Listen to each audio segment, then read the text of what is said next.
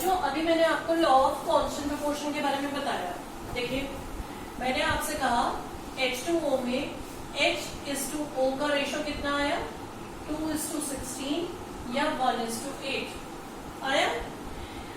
मैंने आपसे कहा ये रेशो हमेशा फिक्स रहेगा, this ratio will remain fixed, ये चेंज नहीं होगा, इट विल नॉट चेंज।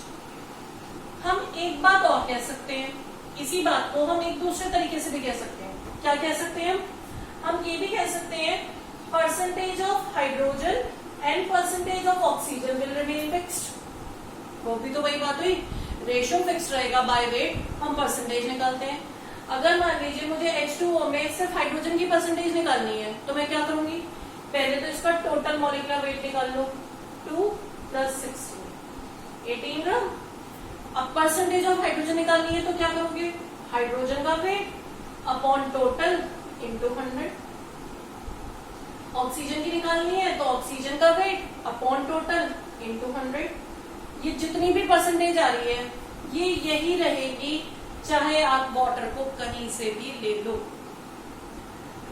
तो रेशो फिक्स रहेगा या परसेंटेज सेम रहेगी, बात एक ही है, चाहे आप कैसे भी लिखो उसे। रेशो सेम है या परसेंटेज सेम है, ये एक ही बात है। तो ये है हमारा second law, that is law of constant proportion. ठीक है बच्चों, आ गई बात समझ। और आप देखिए वैसे तो जैसे अब आप ये ऑनलाइन क्लासेस ले रहे हैं बच्चों, आपको बिल्कुल भी इसकी हैबिट नहीं है, किसी को भी हैबिट नहीं थी भाई, किसी को भी नहीं पता था ये सिचुएशन आने वाली है। वो तो आप धीरे धीरे जब पढ़ेंगे आप इसके हैबिचुअल हो जाएंगे। आप इसके बेनिफिट्स भी देखो, जब आप कहीं पे ट्यूशन अटेंड करने जाते हो तो आपको कोई टीचर आज जो समझा रहा है वो अगले दिन दोबारा तो नहीं समझाता, थोड़ी बहुत एक आधी बात रिपीट कर देता है, पूरा लेक्चर तो नहीं रिपीट करेगा। लेकिन और आप कई बार हेजिटेट भी करते हो कि बार बार कहने में कि हमें ये समझा दीजिए, ये समझा दीजिए। यहाँ पर ये बेनिफिट है, आप वीडियो को दोबारा देखकर अगर कोई बात नहीं समझ में आ रही है तो अपने आप उसे रिपीट कर करके देख सकते हैं। ठीक है ना, ये इसका एक पॉजिटिव पॉइंट है। आपको कुछ दिन में ये सही लगने लगेगा कि ये तो अच्छा बेटर मेथड है बल्कि। ठीक है, चलिए नेक्स्ट लॉ पढ़ते हैं। थर्ड लॉ है law of multiple proportion.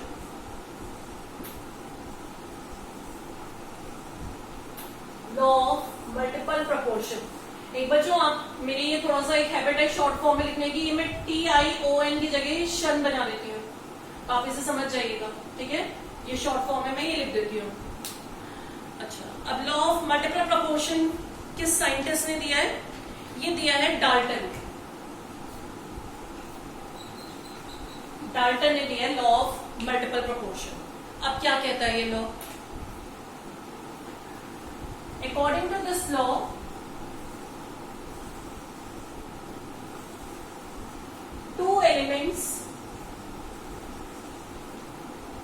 when two elements combine to form more than one compound,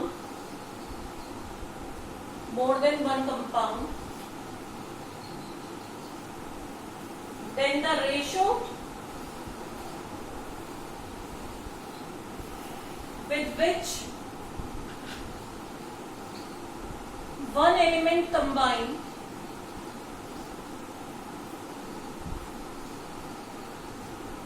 with the fixed weight of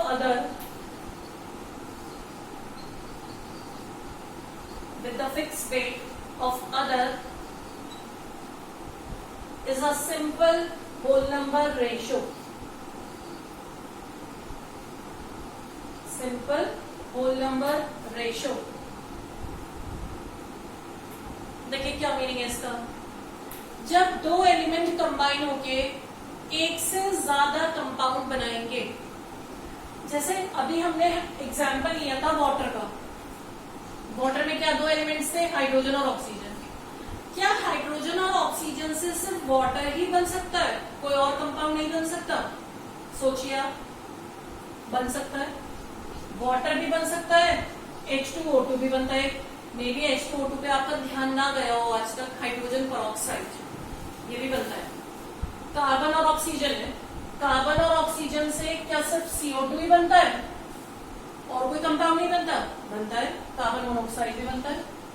तो दो एलिमेंट एक से ज्यादा कंपाउंड भी बना सकते हैं, जरूरी नहीं है दो ही बने, 3 भी बन सकते हैं, 4 भी बन सकते हैं किसी केस में। तो अब अगर दो एलिमेंट दो अलग अलग कंपाउंड बना रहे हैं, इसमें हाइड्रोजन का वेट हो गया 2 ग्राम, ऑक्सीजन 16 ग्राम, यहां हाइड्रोजन 2 ग्राम, ऑक्सीजन 32 ग्राम, ठीक है।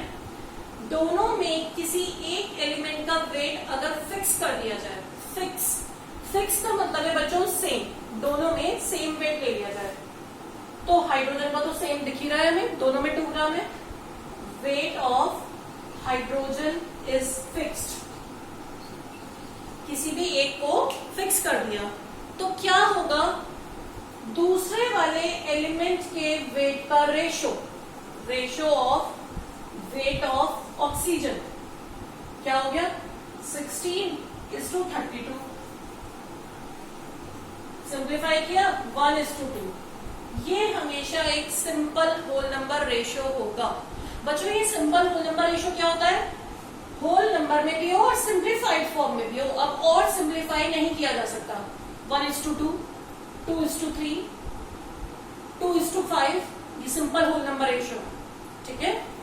तो जब भी कोई दो एलिमेंट कंबाइन होके दो या दो से ज्यादा कंपाउंड बनाएंगे, उसमें एक एलिमेंट का वेट फिक्स कर दिया जाए, यानी कि सेम कर दिया जाए। अगर नहीं है तो हम कर देंगे। तो जो दूसरे एलिमेंट के वेट का रेशो है वो हमेशा एक होल नंबर फिक्स्ड रेशो होगा।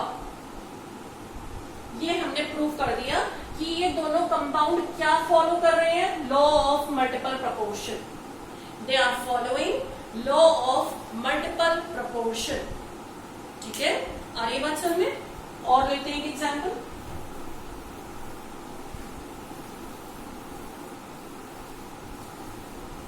नाइट्रोजन बच्चों एक ऐसा एलिमेंट है, बहुत सारे ऑक्साइड्स बनाता है नाइट्रोजन। तो हम नाइट्रोजन के ऑक्साइड्स का एग्जाम्पल लेते हैं।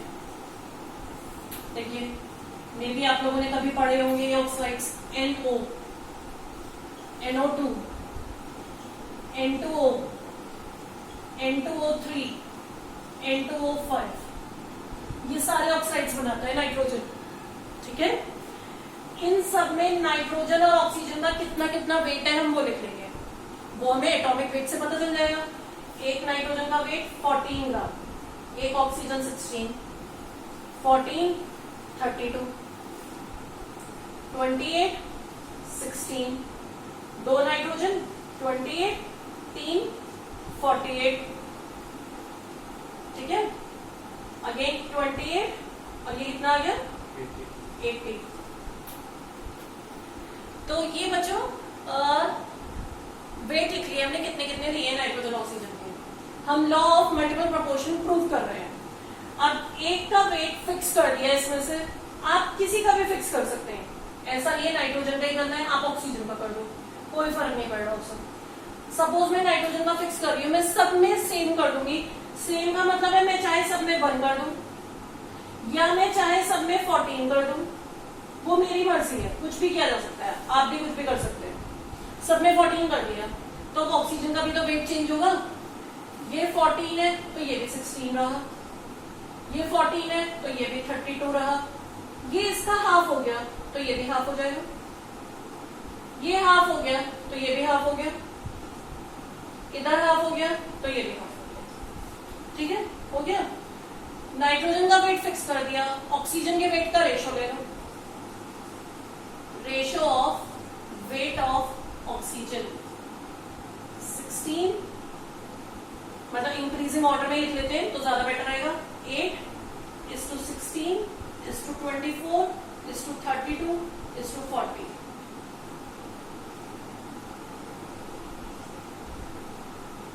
आ गया सिंपल होल नंबर रेशो। तो ये हमने क्या प्रूव कर दिया, लॉ ऑफ मल्टीपल प्रपोर्शन। ये सब मिलकर क्या फॉलो कर रहे हैं, लॉ ऑफ मल्टीपल प्रपोर्शन।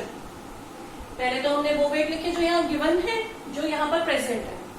एक का वेट फिक्स कर दिया, दूसरे का उसके अकॉर्डिंग लिख लिया और उसका रेशियो लिया। ठीक है, तो आज के लिए इतना सफिशिएंट है, काफी पढ़ लिया है हमने। अब हम नेक्स्ट लेक्चर में इसके आगे का पढ़ेंगे, और अभी तक हमने जितना पढ़ा है वो मैं आपको नोट सेंड कर दूंगी। आप एक रजिस्टर बनाइए, नोट्स कॉपी बनाइए, जिसमें आप प्रॉपर वे में ये सब लिखेंगे। ठीक है, मैं 2-3 दिन बाद आपसे कहूंगी कि आप मुझे नोट्स की पिक भेजो, जिससे कि मैं ये चेक कर सकूं आपने लिखा है या नहीं लिखा। ठीक है, ओके, थैंक यू।